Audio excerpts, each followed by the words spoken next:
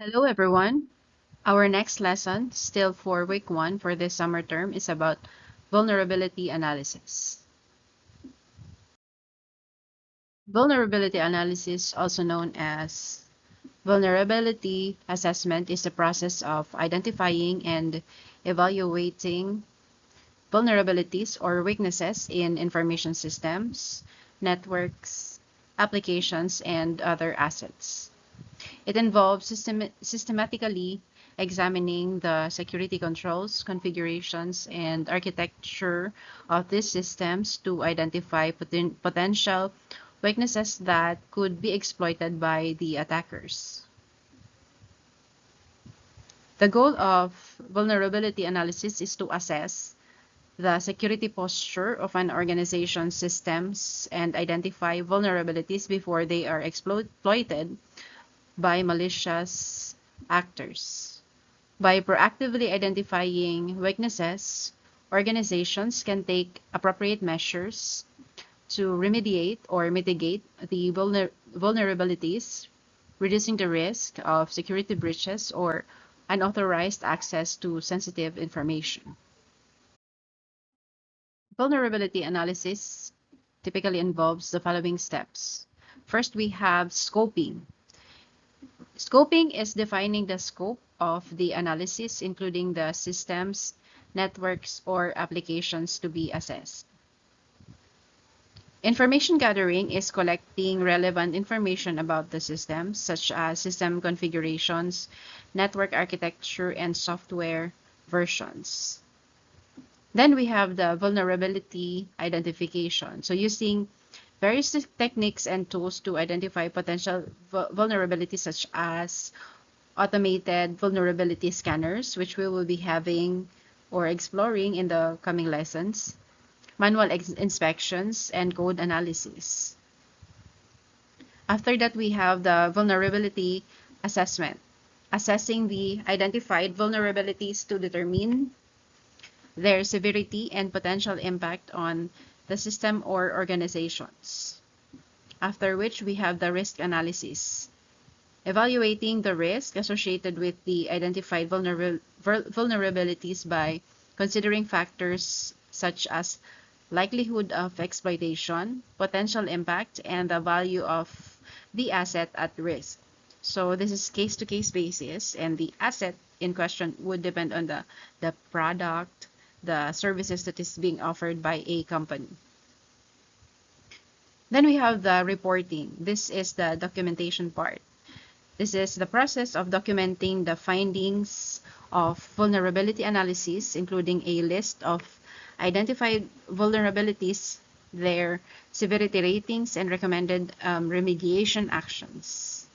This could be done by external parties for transparencies.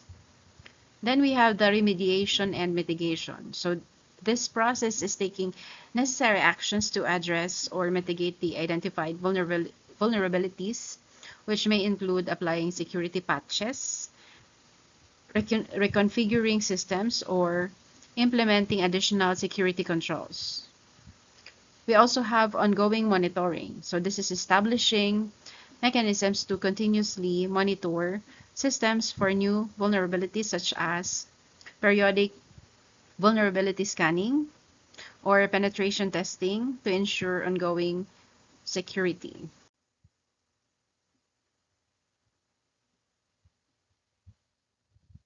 So vulnerability analysis is of paramount importance in the field of information assurance. Here are some reasons why vulnerability analysis is crucial. First, it identifies or aids in identification and prioritization of the weaknesses. So vulnerability analysis helps organizations identify weaknesses and vulnerabilities in their information systems, networks, and applications. So by systematically assessing the security posture, organizations can prioritize their efforts and resources to address the most critical vulnerabilities first, reducing the risk of potential attacks. Proactive risk management. This is also important.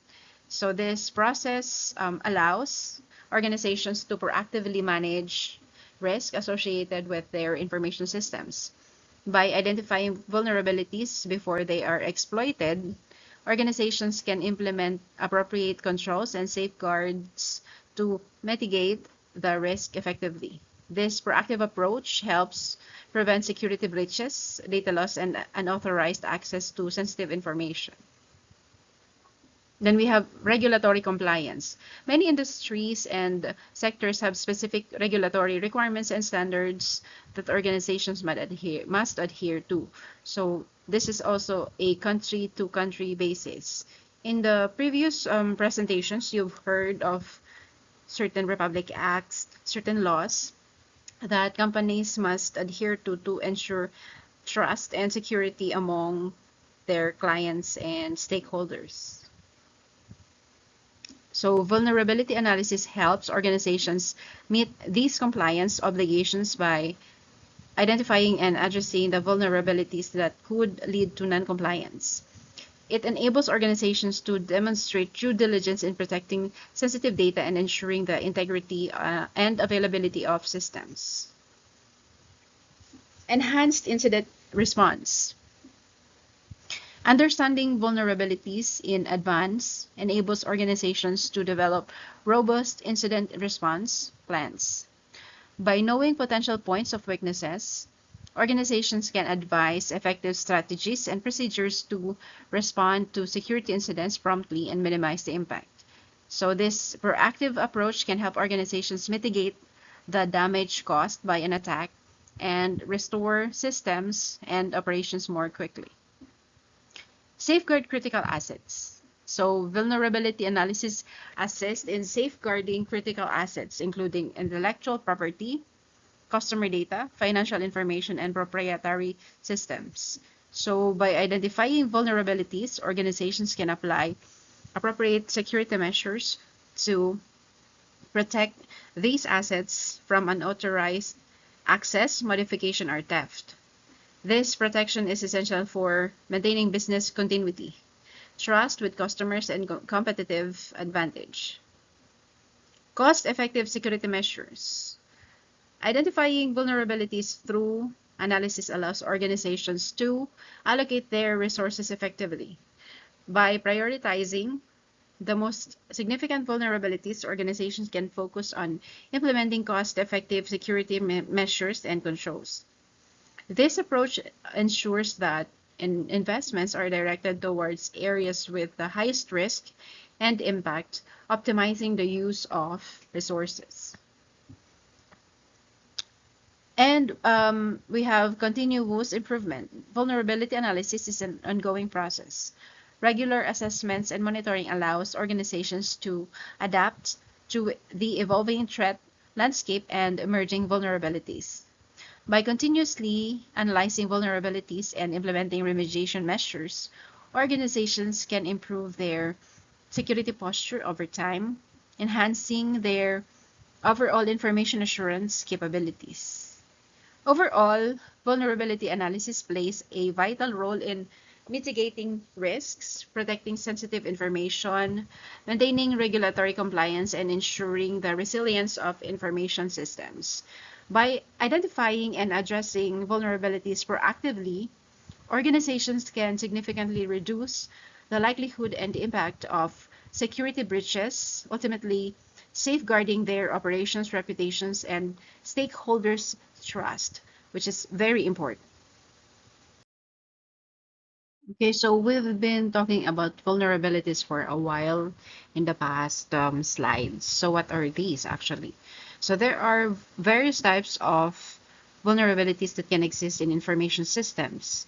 So the vulnerabilities that are listed on this slide are some of the common types, which will compose the next topics that will be discussed for the entire semester.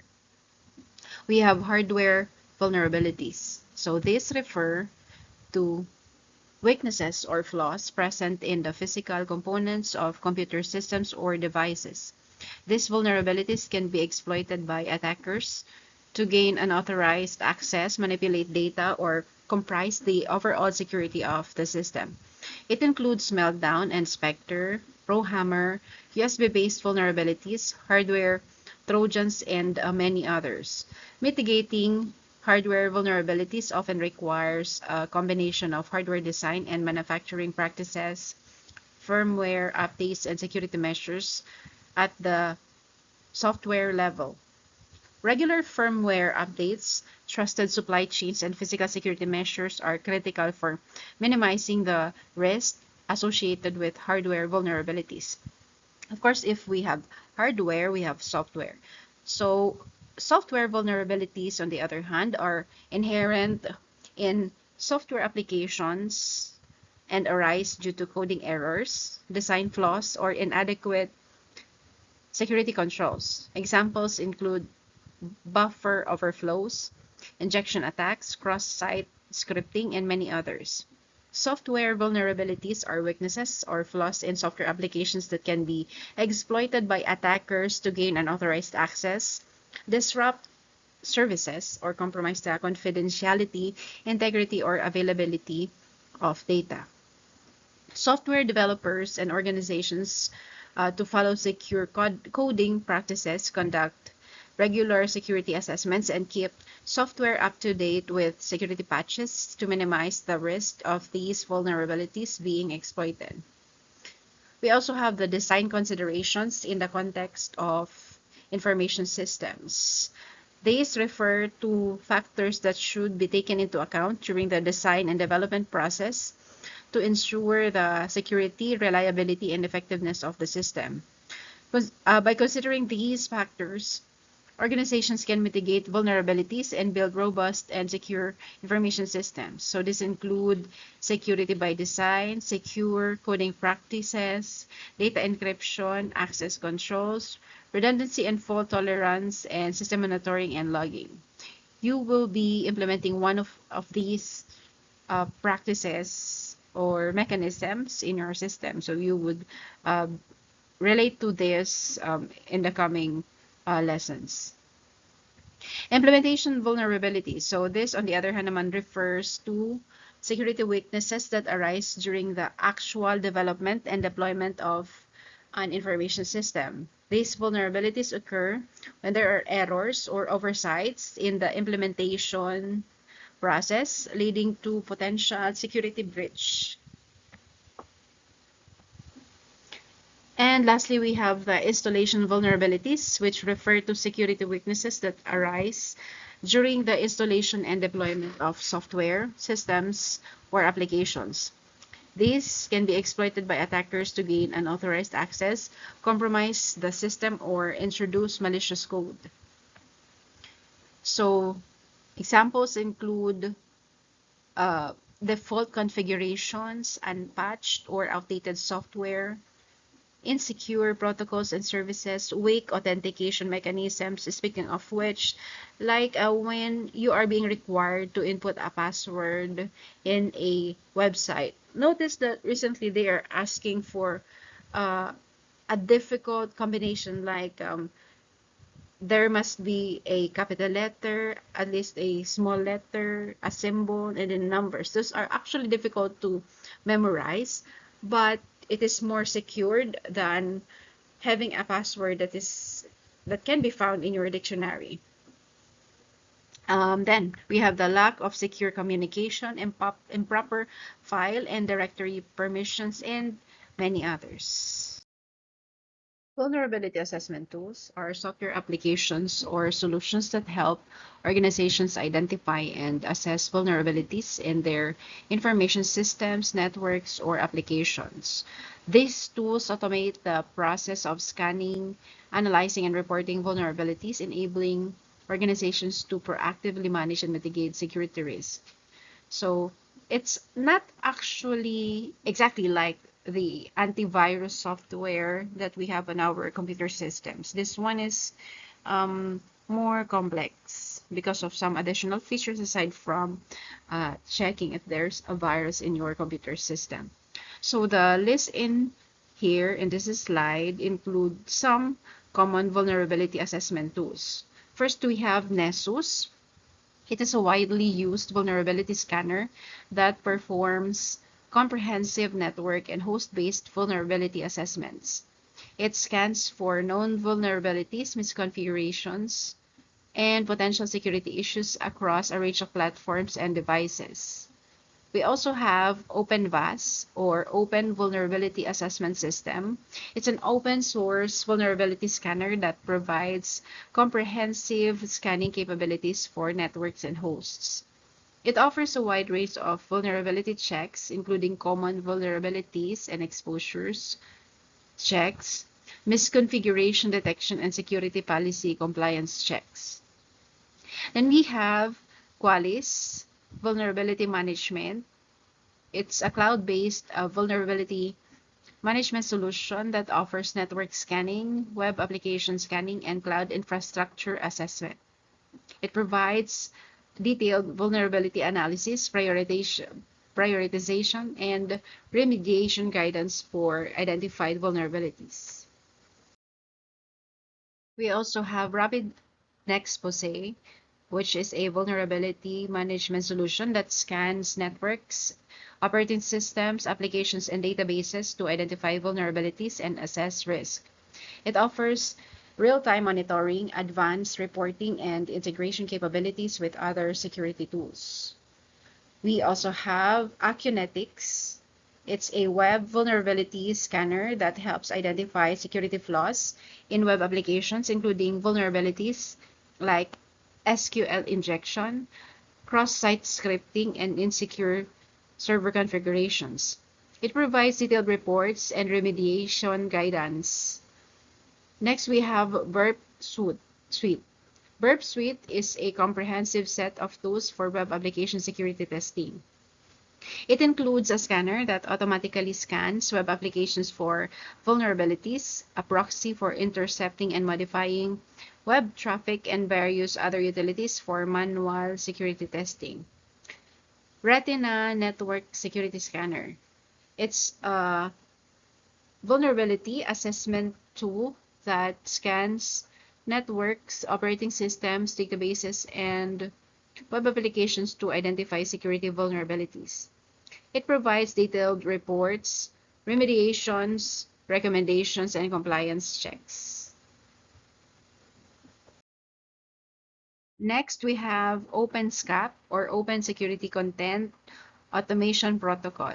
It's an open source vulnerability assessment tool that checks system configurations, assesses vulnerabilities, and evaluates compliance with security standards and policies. It supports various platforms and provides standardized reports. We also have NICTO. It's a web server vulnerability scanner that focuses on detecting potential security issues in web servers and applications. It performs comprehensive scans for outdated server software, misconfigurations, and common web server vulnerabilities. Lastly, we have Microsoft Baseline Security Analyzer, or MBSA. So this one is a free vulnerability assessment tool from Microsoft that scans Windows-based systems for common security misconfigurations, missing security updates, and weak passwords. It provides detailed reporting and recommendations for improving security. It's worth noting that vulnerability assessment tools are just one part of a comprehensive vulnerability management program. They should be used in conjunction with other security measures such as regular patch management, secure coding practices, and ongoing security monitoring to ensure a robust and proactive security posture.